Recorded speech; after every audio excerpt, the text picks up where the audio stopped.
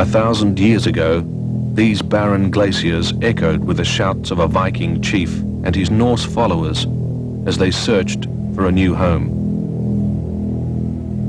Banished from Iceland for blood feuding, he sailed west to this mythical land of the Eskimo and named the place to attract more settlers.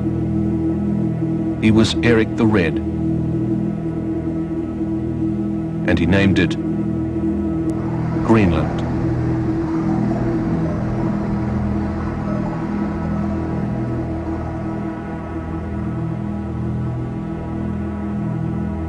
The remote settlement of Ammassalik on the east coast was discovered 900 years after Eric the Red first landed in Greenland.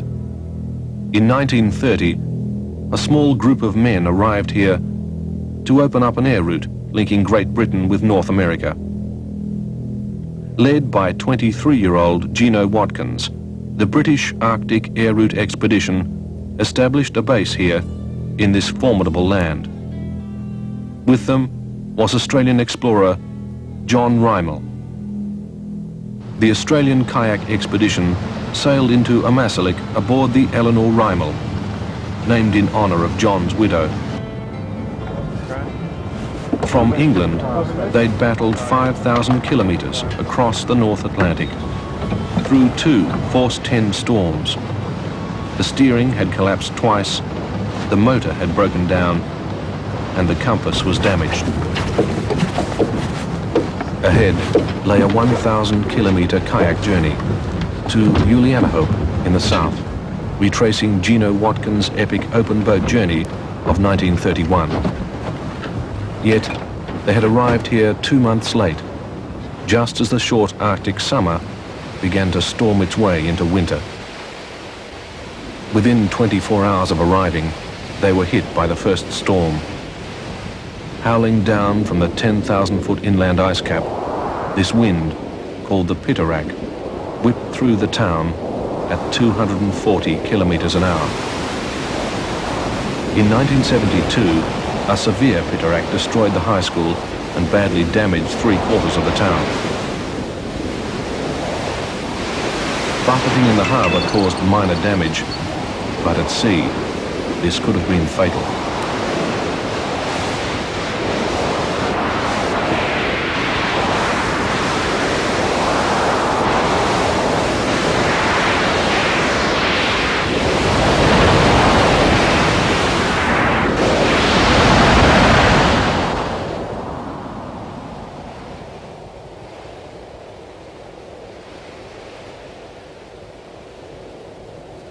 The sun replaced the spume, and it was time to get ready.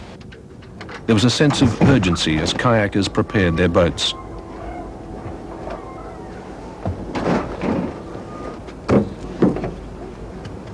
George Pompey, outdoor education graduate and ski guide, was the youngest member of the team. Earl, veteran expedition leader and professional outdoors instructor.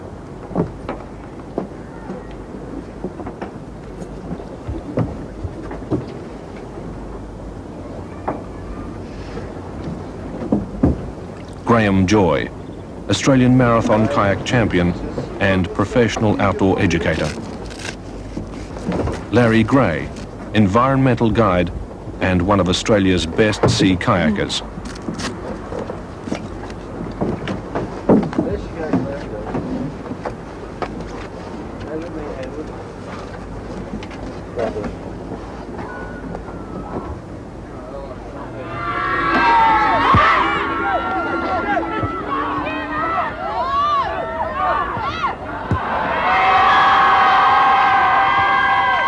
Danish explorer Gustav Holm discovered Ammassalik in 1884, an isolated settlement of 400 Eskimos verging on extinction.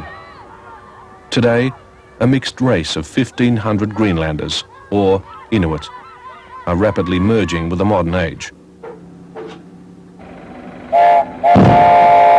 Sealskins, driftwood and whalebone are a memory. Today, there's heavy machinery, bricks and steel.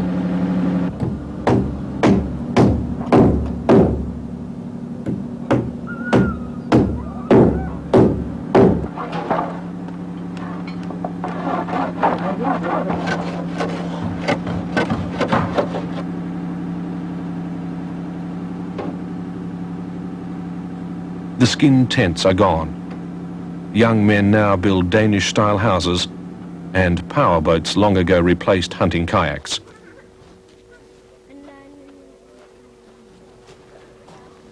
Beautiful Inuit costumes, worn to celebrate European festivals, demonstrate that modern living has not diluted their deep cultural pride.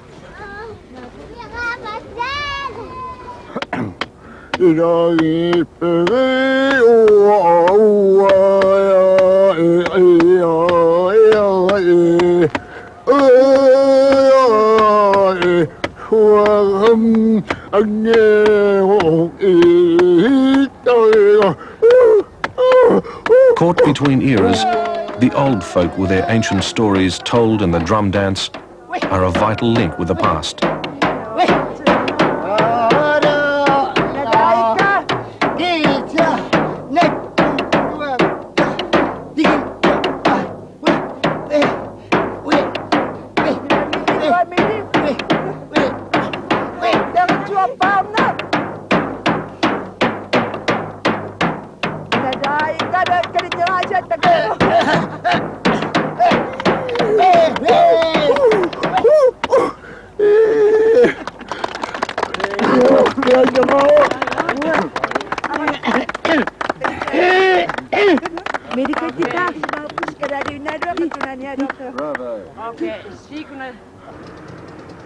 During 6 days of preparations, they met coastal skipper Niels Underberg, who'd sailed these waters for 25 years. Earl and sailing master Tony Axford sought his expert advice for the difficult journey ahead.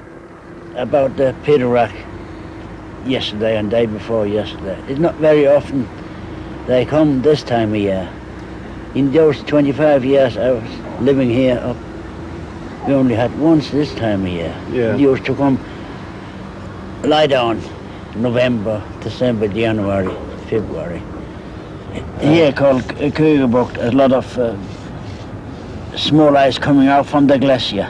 Right. So if you meet ice out here, you have to go that way. Right. Don't try to go in there because you further you go in, you more ice you'll get. Right. But for the kayaks, it must be the Kugerbucht. That's the worst place. At a departure ceremony, Earl, as leader, acted as ambassador, presenting gifts and a message of goodwill from Australia. British polar explorer Gino Watkins first came to Ammassalik to pioneer an Arctic air route between Europe and America. And this was the only unknown coast along the way to land their planes. It was a very wild place then, and I think today it is still a fairly wild place. He came here not so much to teach as to learn. And he learnt an awful lot from the East Greenland people. He learnt how to hunt to survive. He learnt how to build and paddle a kayak. And it was the local people from Ammassalik who taught him those things. And he died at a very young age, but even then he was one of the world's greatest young polar explorers. And as such, he's our inspiration for this journey, which we're going to retrace his voyage from Ammassalik to Julianhab, about 1,000 kilometres.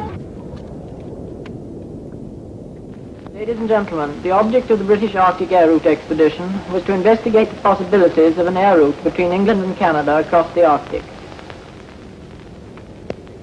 The east known part of the proposed route was the east coast and central ice plateau of Greenland, and it was the object of our expedition to spend a year in Greenland to study the weather conditions and to map the east coast and the ice plateau by means of journeys. Thanks to the excellent work done by all the members of the expedition, we were able to map about 500 miles of coastline and also to make several long sledge journeys over the ice plateau to find out its height and general characteristics. We kept continuous weather records at 2 stations in Greenland, one on the coast and one on the ice plateau. And lastly, on Mount Farrell, we were able to do the highest climb that has ever been done in the Arctic. More than 8 years before, on a continent a world away, Earl began the dream of this expedition. His team had worked to get things ready. It was time to set out on what would prove the adventure of a lifetime. It was the 6th of September, 6 days after summer officially ended. But they'd come too far to abandon things now. and even in midsummer, the ice is just a gamble. If the kayaks could maintain a fast 30 kilometres a day, it would take over a month to reach Julianahope. It was a race against the oncoming darkness of winter. Ice navigation would be hazardous. To maintain safety, the four paired off. Earl and George moved together.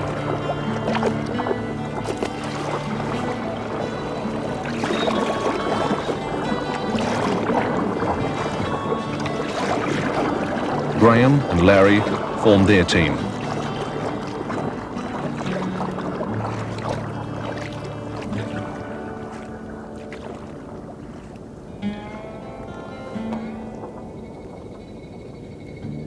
The Eleanor Rymel was to act as support vessel for the kayakers. First mate John Olaf continues the story. This is my second voyage in Greenland waters. Last time I sailed 3,600 kilometers up the west coast to the polar ice.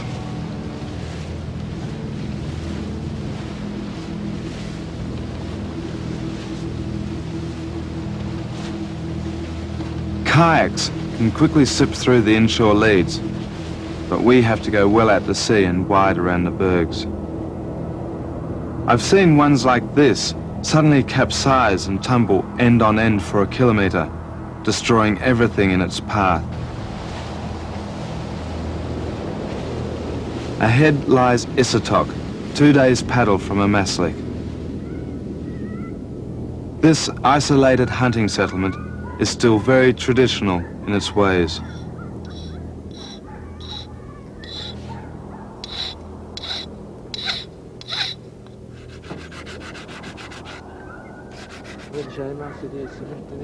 Life has always been tough in villages like these.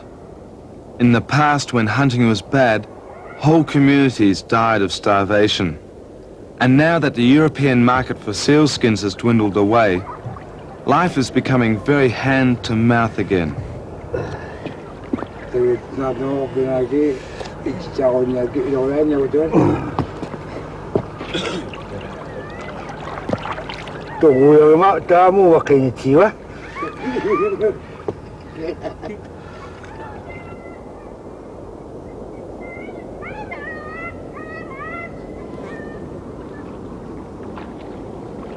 The kayakers had each pushed their heavily laden boats through rafting ice and open swells to cover the first 100 kilometers.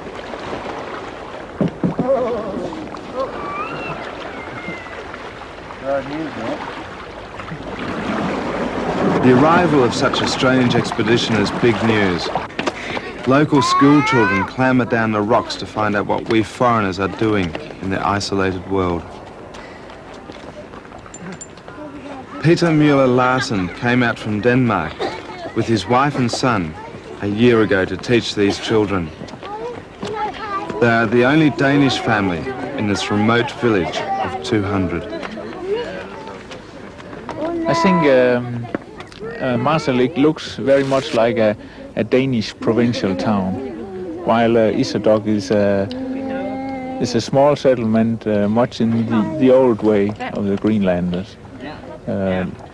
People out here live in the old-fashioned way, from hunting and fishing. And not many people in Amasalik do that for a living. We left Peter and the hunters. These were the last people we would see for another 300 kilometers. Winter evening was dissolving into primeval shadows. The four kayakers were absorbed into the emptiness of the unknown.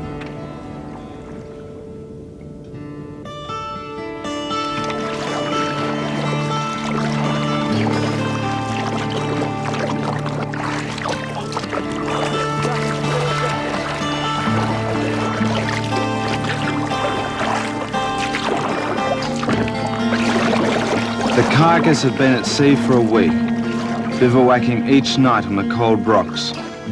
Here at Base Camp Fjord, they'd be grateful for today's warmth and calm waters. These loosely scattered bergs are only small ones, would be among the great ones soon enough. The inland ice move slowly down through the fjords as glaciers. There, enormous icebergs break off and float out to sea.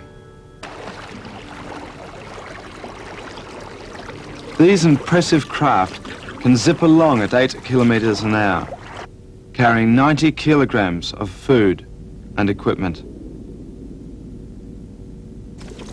We planned to meet up here because it was a safe anchorage. It was also where Gino Watkins had his base camp 56 years ago. The kayaks would soon rattle onto that same rocky shore, and I felt slightly envious watching them repeat history.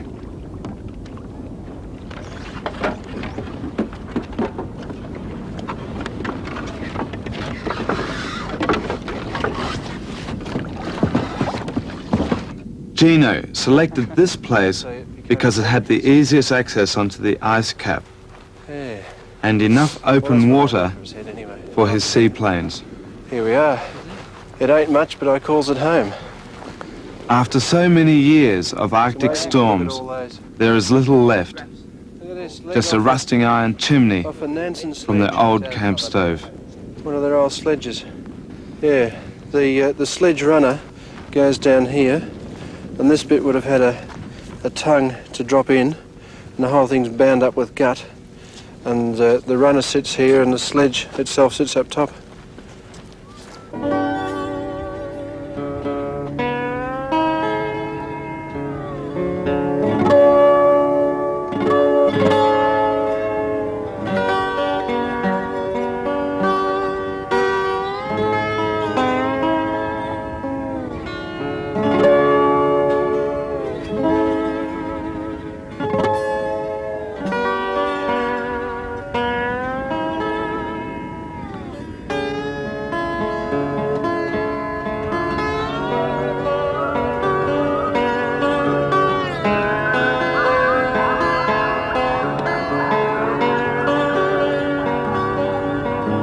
One and a half years of dogs, sledges, boats and planes, explorers and Eskimos coming and going.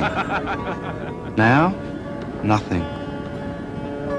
Watkins' concept of linking Britain and America via Greenland was a bold one indeed in 1930.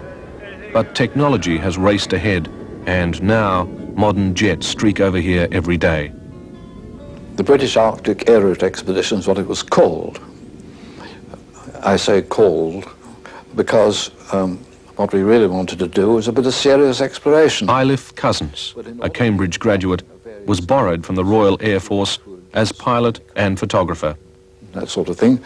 You have to have a popular peg on which you can hang the reason for your expedition. And that was it. That is to say, a journey from England to Canada, London to Winnipeg, if you like, in stages which were not too long for the aircraft of that time.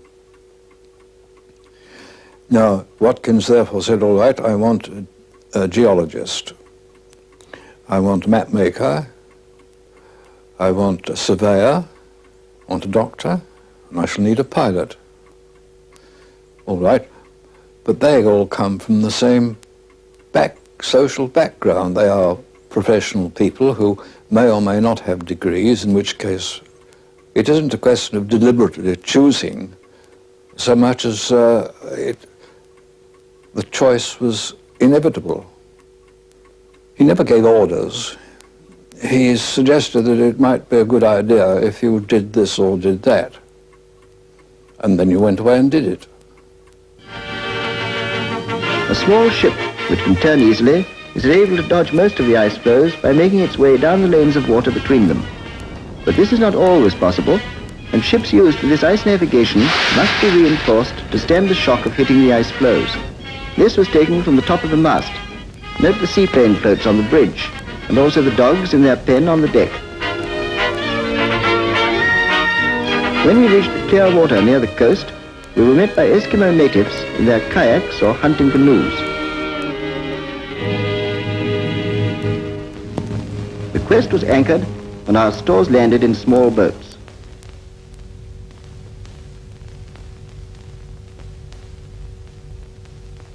There's the first load going ashore. Having found a camping site, the small summer tent is pitched and the survey instrument set up.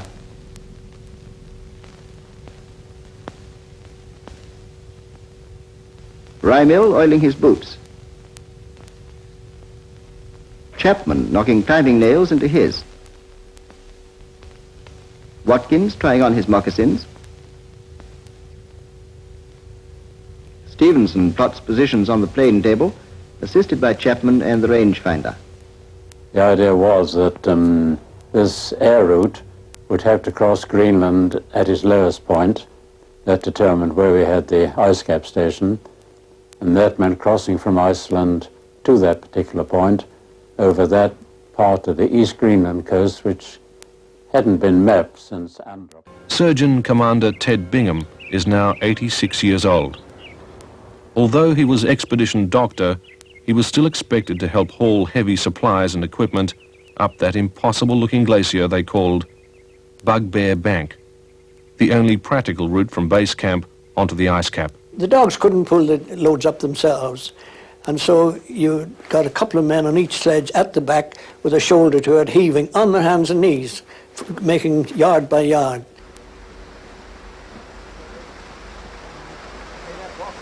Now, Bugbear Bank has melted and retreated. The 1,200-metre climb had to be made on the crumbling rocky ridge.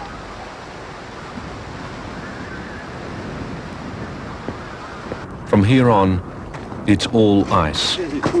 No flowers, no birds, no sound but the wind drifting snow over the gaping crevasses. The Inuit never venture up here. In their folklore, it is the home of terrifying evil spirits. Watkins' men all passed this place on their missions, and John Rymill left from here on a near-fatal journey to the west coast, 700 kilometres away. Crevasses that they would have had to get through, and they would have put this big sledging flag up over here. So that would mean about 6 miles up the back would be the big flag depot where everything sort of took off onto the ice cap from. But what a job to be carrying all that gear up here after the walk that we've just had. I'd much rather be paddling down the coast. I think we've got the easy part of the job. We left Earl and his team to that easy part of the job. Kogbut was getting close. The iceberg factory Niels Underberg had warned us about. We steered the yacht from the masthead through the always changing open passages. We'd hoped to meet the Kaigas at Umavik in 3 days and headed well out away from Kogbut to avoid all the bergs and brash ice.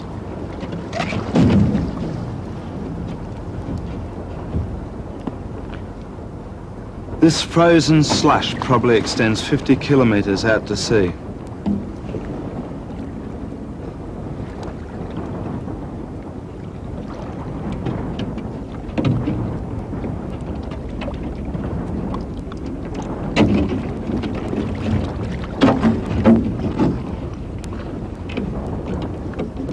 The Kaigas were forced to try and cross the bay amongst all that ice. They agreed it was a big risk, but there was really no choice.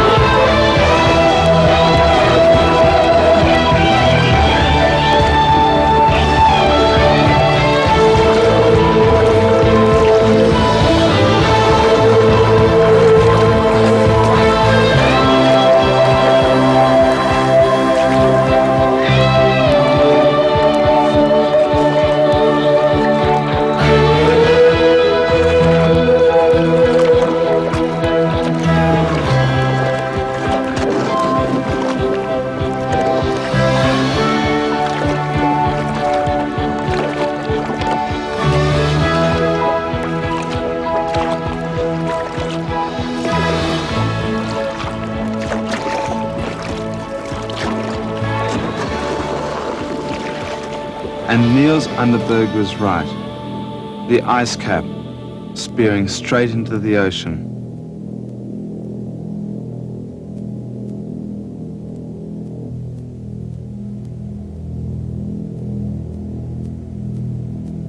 Sea fog. It had to happen. It can blot out everything in a few minutes. If they haven't already got a compass bearing, they're in trouble. They could spend days lost in this, cutting their way through the tight ice.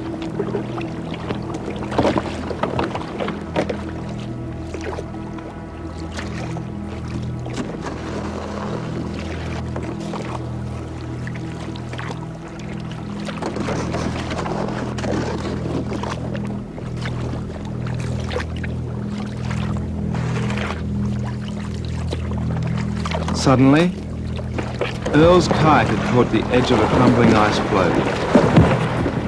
The water is below zero.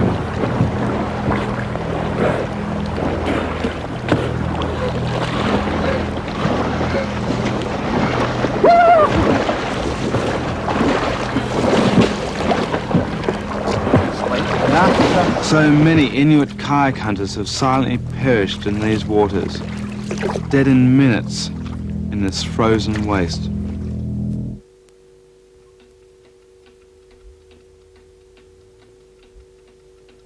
We all were rather proud of ourselves learning to roll kayaks and having a photograph taken of us all rolling in formation.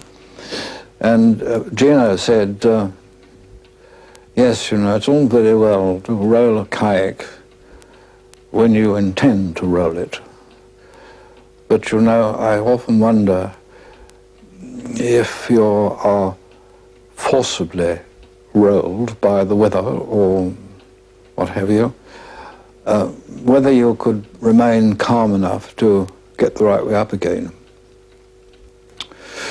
Well, it was prophetic because his kayak slipped off an ice floe into the water and he decided to retrieve it. But of course the water was too cold for him. And that's how he died.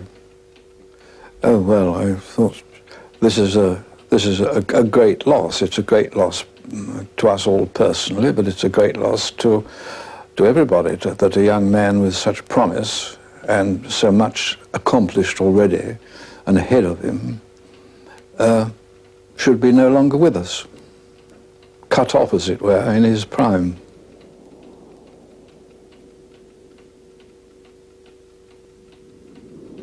Well, we weren't quite sure we were going to get across. We had no idea. It was just push out and see how far you can get before you stop.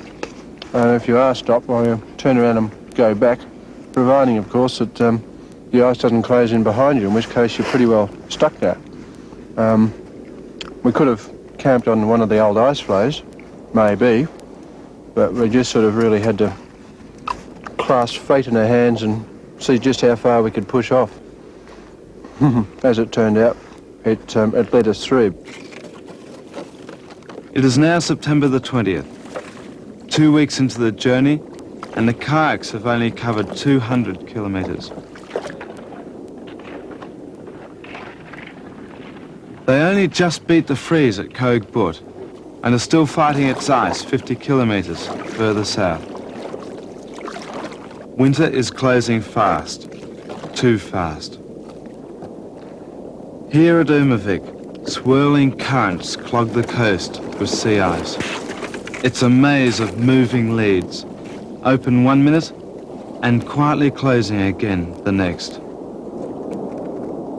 High on the ice cap, great plumes of spindrift were rising, a pittorak.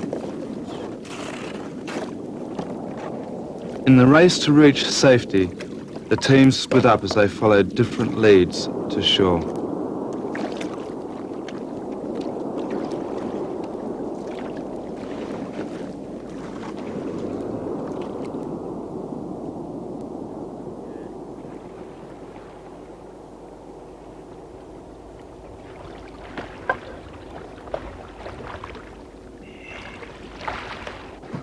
Roll the boat a bit and shake the... Separated by mountains, Each team dug in for the storm, not knowing if the others were still alive. How have you been? Oh, good. Very nice, yeah. Interesting the way the group ended up in two pieces. The decision that Larry and I came to, which everyone came to for a start, which was go for it. In my mind, there was only one place to go, that was for the nearest land, with what you could see on the ice cap and the direction the wind was coming from. I would never have gone up the way that Earl and George did, even with a gun pointing at my head. There's no way you would have got me to go up into the bay with the ice I could see up there. As it turns out, they got through well. But, you know, it's a personal thing. I back 100% going straight for land as we did, and we were damn lucky we didn't get caught. If the ice closed in, you could be 20, 30 miles out to sea. Emotional stress was added to existing physical hardships. We were heading directly into the channel up here to meet the boat as agreed, so we continued on that particular route. We watched you guys head for an easier lead, taking it further down the coast, and we stuck to the channel. And anyway, we got caught in the pack, just the very edge of the pack as the wind hit, and we managed to get through that, and in between the gusts and so on, we were able to duck amongst the bergs and get into the channel just up here. And then we fought our way around the northern side of the channel and into where we expected the boat would be.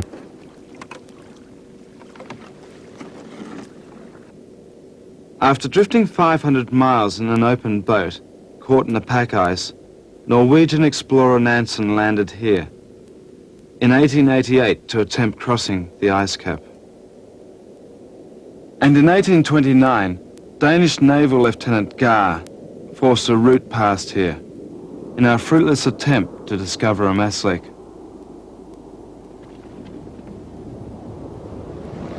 It was no place to linger. The jokes were few and far between. Steady. Bring it back. Oh, you got it. You got it. Skippy. Oh, hey, Skippy, look, I spent 8 weeks building this boat. I don't want you to stuff it in 5 seconds and be careful. Our thoughts turned to a calm anchorage and a quiet wait for the kayakers in the tiny hunting village of Skoland. Meeting the 25 people there will be a welcome break from our own company.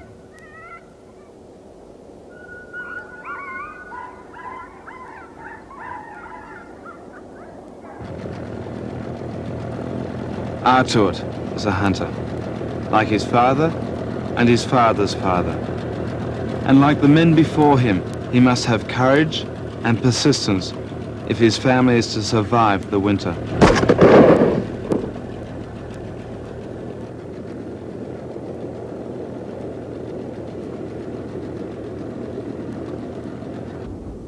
Life is very tough in this land, and when winter signals its merciless approach, all the creatures here call on an inner tenacity, forged over centuries in the Arctic.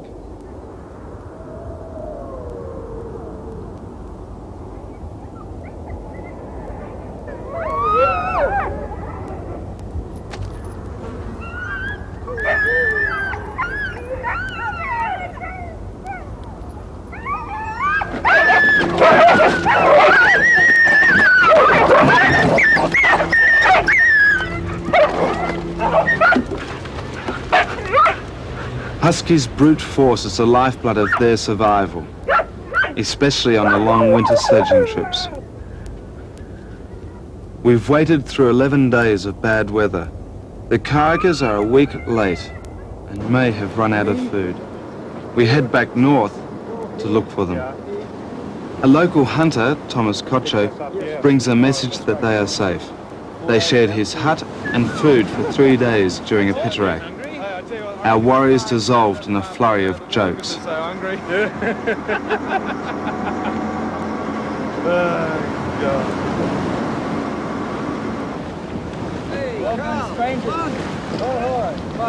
We realized we were lucky to see them again, after hearing their incredible stories of survival. Got smashed up by a bird.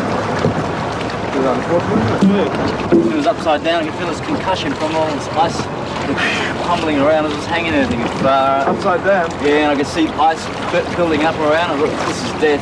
And I could be 80 foot under ice cubes, I don't know. I didn't know how far under I was. And when I finally got out, I didn't even have an urge to get out. I just thought, this is it. And I did. It feels ice there. I go, oh no, this is it. And I went, miles between us. Yeah, mate, it was so close. Why are you doing so close to it? We had no choice, it was just Berg City there. Should we come aboard, do you think? Well, it's up to you guys whether you want to come aboard or paddle around or whatever you want to do. We'll hop out here and there's no big deal where we get out.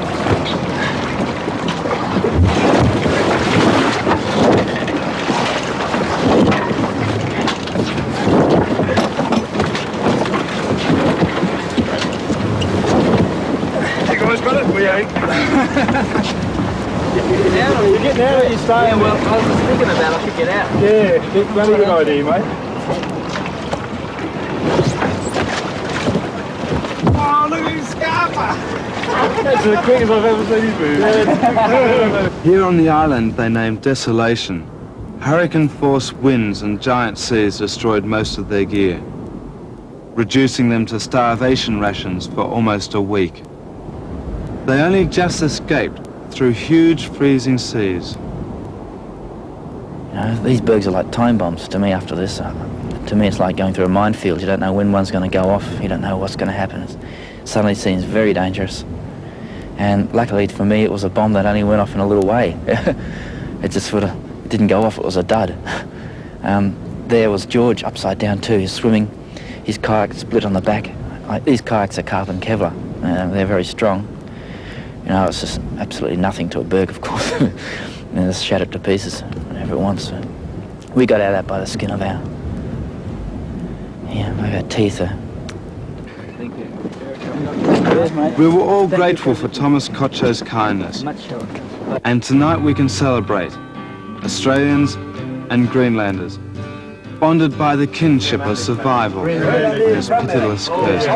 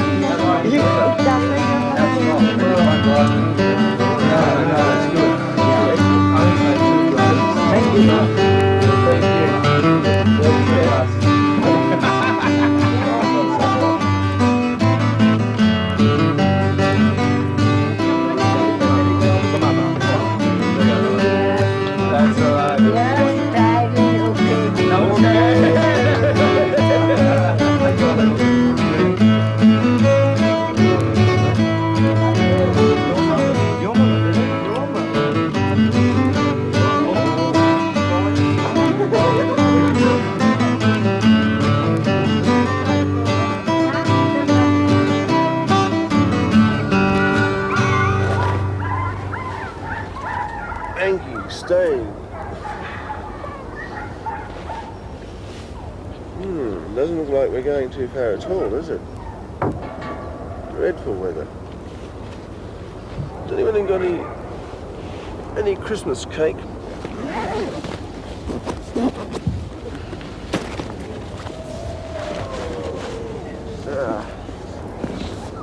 Earl was now facing an important decision. As I scraped last night's snow from the deck, I wondered if those kayaks would stay put for the rest of the journey.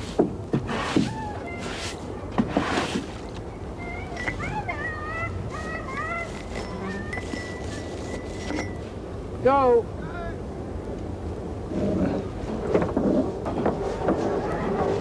We made the yacht ready for sea and said farewell to our friends in Skolen. Thank you, mate.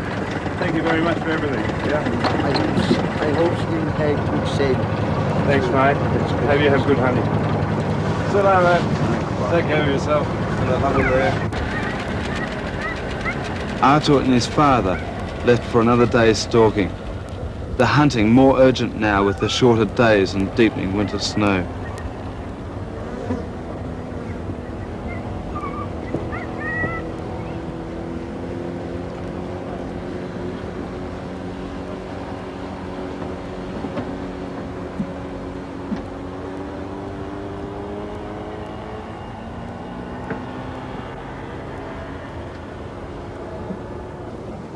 We knew it was late when we left Maslick. All the other expeditions were on their way home as we headed south. I think we've got this far by the skin of our teeth, and winter's clearly on us.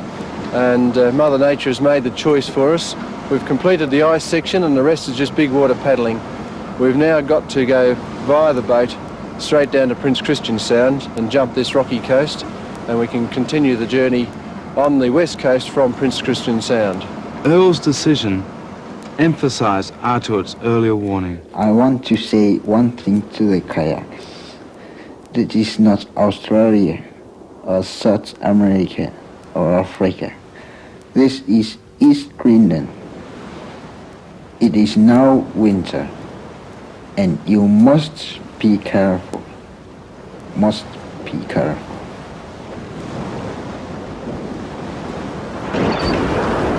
At 5 in the morning, on a day we should have sailed into the safety of Prince Christian Sound, we were hit by a furious storm.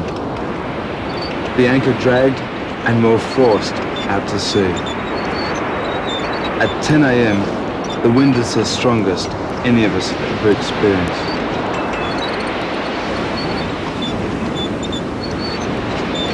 By late afternoon, Eleanor has been slammed by 50-foot seas. The wind is howling at 280 kilometres an hour and snowing heavily. The only safe place is below deck. At dusk, we are capsized. Skipper Tony Axford hit the coach house roof and suffered serious injuries to his back. With no power or steering, we spent the most terrifying night of our lives. The next day we radioed for assistance to get Tony into hospital. Johanna Christina, you're Eleanor Reinl on channel 16, over. Johanna Christina. We should be about 5.5 knots from you now. 5.5 miles from you now. And you got your motor on sail? You got your sail up? That's a negative. Our sail was blown away at this stage. We'll have some red handheld flares burning on deck. Over. Okay, yeah. And are you sailing through course to west into Prince Christian Sound? Negative. We are without a rudder and we're without power at this present stage, and we're lining a hull to the window. Oh yes, you was just out now. You got your motor on? You got some motor on? Negative. We've got no motor power. We have no sail power, and we have no rudder. Over. Well, you are not radar on. Negative. Our radar was, we got knocked over last night and the boat filled up with water, and the radar was swamped along with HF radio. Over. That's okay. About half an hour. By a miracle, Johanna Christina, the last supply ship bound for the west coast, came to our assistance.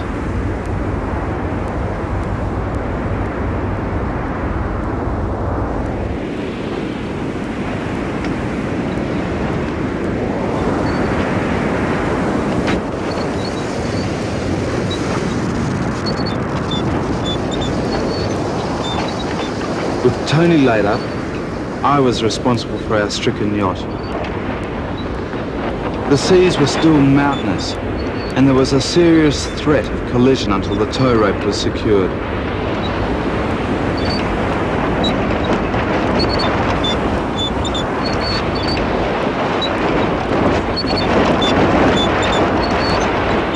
Many ships have been capsized and sunk in these terrible waters.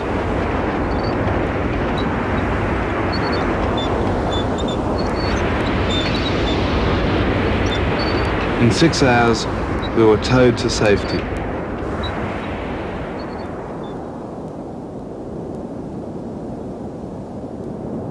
The permanence of these mountains and serenity of Prince Christian Sound contrasts sharply with the uncertainties and tempest of our last night at sea.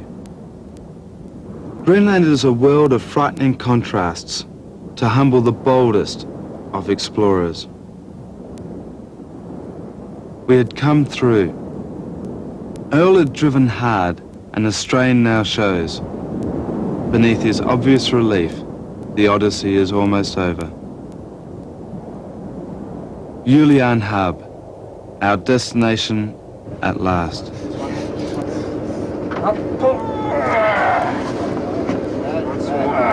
And again. Line down there. Slide along. That's it. Right, that's the worst of it over with, Tone. Very difficult. I reckon now, the board... Tony has moved to hospital for x-rays on his back.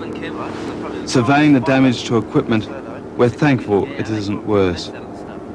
Now comes the long job of cleaning up and preparing Eleanor for her long winter storage in Greenland.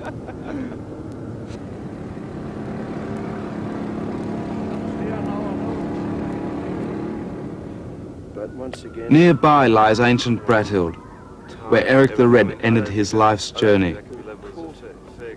A quiet but powerful setting for Earl and I to reflect on our adventure.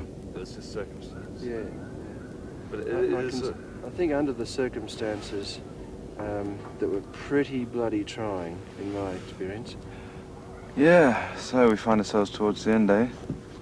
Tony, in your opinion, do you reckon the aims of this expedition have been sort of fulfilled in any way? Well, the thing is, you start out with an expedition idea, but because you're going into such remote places under such difficult conditions, you may never even get to start the expedition you set out on, and you may be thrust headlong into a totally different expedition by sheer dint of circumstance, like Shackleton, who was going to cross Antarctica, never even got to see the place, but had an incredible journey. I suppose it was really, it was about kayaking down the coast of Greenland. In addition to that, it was sailing, it was travelling, it was exploring one's own little version of Greenland, sharing in the rediscovery of Watkins, and feeling, developing a bond with the explorers of yesterday, and continuing the tradition. As far as I'm concerned, we've had a few problems. As a rule, on expedition books, you never get to read the true story of an expedition, and in fact, a large percentage of expeditions have enormous personality problems. Because you've got a lot of very strong, individual, highly motivated blokes brought together, and they all want to get something special out of that expedition. And it's well nigh impossible in many cases, or all the time, to harness those various forces. And I mean, Eric Shipton wrote many years ago and caused a hell of a furore when he wrote that you could be so impassioned to want to drive your ice axe through the skull of your tent mate after long enough, simply because you don't like the way he holds his cup of coffee. You know, it's a very intense experience, if you'll pardon the pun. And that brings out momentarily the worst of people. I think good expedition members, good men, good people generally, are able to, should be able to forgive one another their excesses. And of what value was this journey, or any other? It is as well for those who ask such a question that there are others who feel the answer and never need to ask. Others like Gino Watkins and Eric the Red, who probe the limits of themselves in this wild place called Greenland.